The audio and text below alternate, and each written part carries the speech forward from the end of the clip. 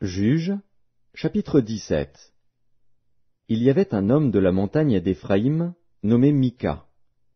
Il dit à sa mère, « Les 1100 cycles d'argent qu'on t'a pris, et pour lesquels tu as fait des imprécations même à mes oreilles, voici, cet argent est entre mes mains, c'est moi qui l'avais pris. » Et sa mère dit, « Béni soit mon fils par l'Éternel. » Il rendit à sa mère les 1100 cycles d'argent. Et sa mère dit, « Je consacre de ma main cet argent à l'Éternel, afin d'en faire pour mon fils une image taillée et une image en fonte. Et c'est ainsi que je te le rendrai. » Il rendit à sa mère l'argent. Sa mère prit 200 cycles d'argent, et elle donna l'argent au fondeur, qui en fit une image taillée et une image en fonte.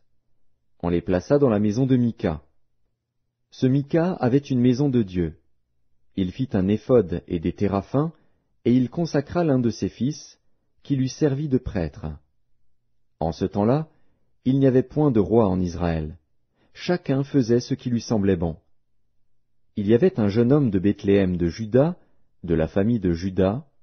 Il était lévite, et il séjournait là.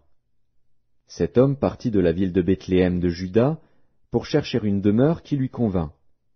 En poursuivant son chemin, il arriva dans la montagne d'Éphraïm jusqu'à la maison de Mika.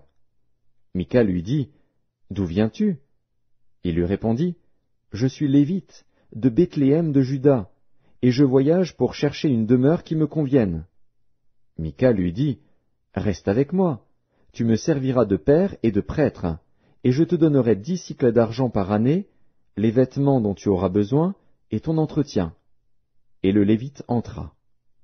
Il se décida ainsi à rester avec cet homme, qui regarda le jeune homme comme l'un de ses fils.